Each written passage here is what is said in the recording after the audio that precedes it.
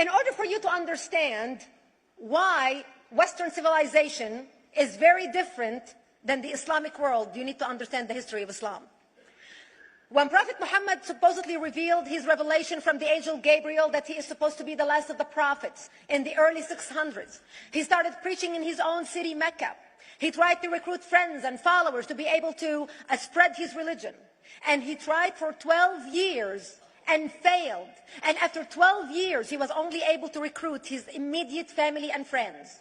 So he decided, if I go to Medina, which was the Jewish hub of Arabia, the business hub where the Jews lived, if I go there and preach my religion to them, if they accept me, that will buy me respect and stature between my own people, and they will accept me.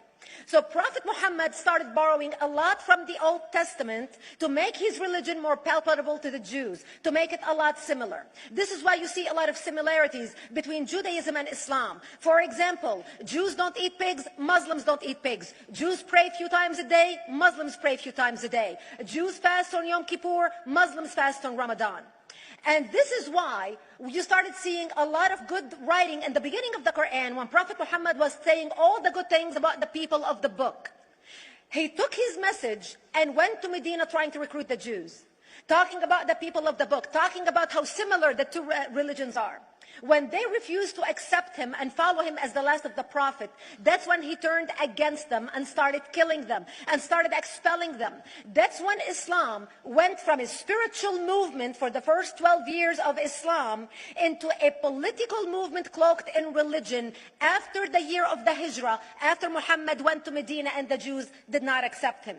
He became a military warrior and declared war on them and started expelling them. Jews and Christians became dhimmi, or second-class citizens. They were only allowed to stay alive and not be killed only by paying the jizya or the protection tax. So they had a choice: convert to Islam, or if you want to stay alive, you have to pay the jizya or protection tax, living as dhimmi in the Islamic nation.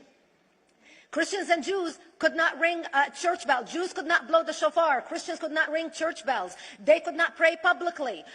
Christians and Jews could not gather together and build new churches or new temples. And the way they paid the jizya or the protection tax was in a monthly ceremony where they would get together downtown and the Jew would kneel on his knee and hand his goods to the mullah, who would take the goods as the price for buying the protection. And in many areas, Jews and Christians were given necklaces to wear as a receipt that they paid their jizya or their protection tax. Jews considered najis under Islam. Najis is bodily fluid. Najis is garbage. Najis is dogs. Najis is dirty. So Christians and Jews were treated as second-class citizens. Islam continued to grow. As Islam grew, more people became dhimmi or second-class citizens. Jews and Christians were given identifiable clothing. The yellow star, which was given to the Jews that most people think is a German invention. It was actually an Islamic invention in the 9th century in Iraq by the second Khalif al-Mutawakkil of Iraq, who invented the yellow star for the Jews to be identified as they walked down the street. Because Jews were considered najis, if a Muslim man or a Jew walked on the same side of the street, the Jew had to cross the other side so the Muslim man can walk, so he's not dirtied by the filth of the Jew. Christians were given the zunar, the belt, which most of you men are wearing right now. That was an Islamic invention for the Christians. Islam continued to grow. They went all the way to Jerusalem. They conquered Jerusalem. Christians couldn't ring their church bells in Jerusalem.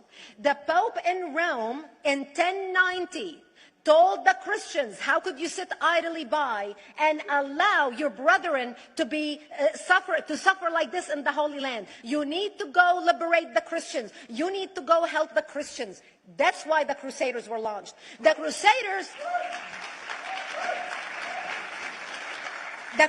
were not launched because they just felt like waking up in the morning and going and converting a bunch of Muslims or beheading them. The Crusaders were launched to liberate Jerusalem. And they were able to liberate Jerusalem for less than 100 years before Salah ad-Din al-Ayyubi, Saladin, took it back, and Jerusalem remained under Islamic control until 1967, when the State of Israel liberated Jerusalem, where Christians, Jews, and Muslims could pray under the same sky.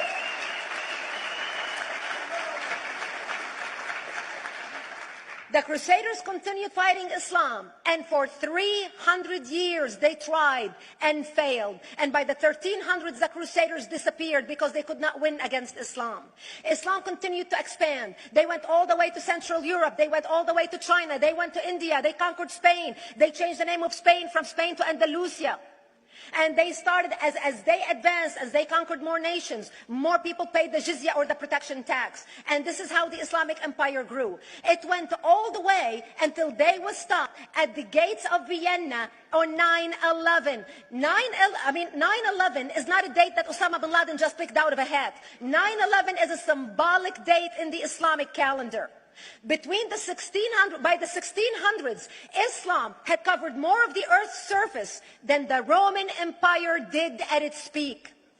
Between the 1600s and the 1800s, the Europeans were experiencing the European Industrial Revolution, where the Europeans were able to invent products on factory lines, where they are able to make money and sell products, which gave them the money to build a strong army in order to fight the Muslims. And that's how they were able to stop them at the gates of Vienna on 9/11. The Europeans started the pushback against Islam. They pushed them out of Europe. They pushed them out of all the way to the Middle East and North Africa. By 1924, the Islamic Empire ended. In 1924, the Islamic Caliphate ended in Turkey by President Ataturk, who was a secularist. He ended the Islamic Empire, and he gave women rights to vote. He gave women a right to an education, a right to work, a right to choose a husband. He forbid women from wearing the hijab. He forbid men from wearing the beard. The Muslims hate him so much that they consider him a Jewish agent, because they believe that his mother in her bloodline was Jewish, and that was the influence on Ataturk. By the time the Islamic Empire or the Islamic Caliphate or the Islamic State ended in 1924, the Islamic Caliphate had existed for 1400 years, and it ended less than 100 years ago.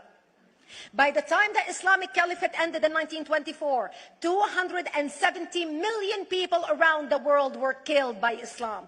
270 million. And we didn't have weapons of mass destruction, and there was nuclear weapons. All of these people were killed, butchered by the sword.